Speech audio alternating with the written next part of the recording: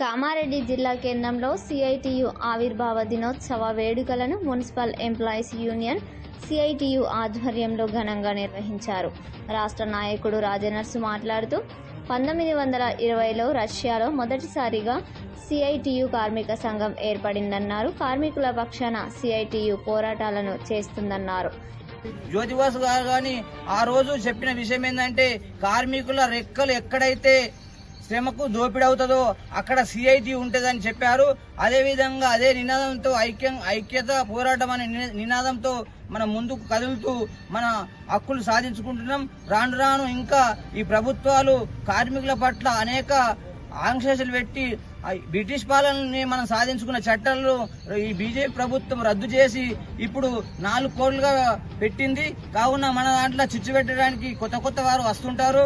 కానీ మనం అవన్నీ పట్టించుకోకుండా కార్మికులమంతా ఐక్యమై ఈ రాబోయే రోజుల్లో పక్క రాష్ట్రంలో ఏ విధంగా అవుతుందో కనీస వేతనాలు, అలాగే పిఎఫ్ సమస్య అట్లనే ఉన్నది.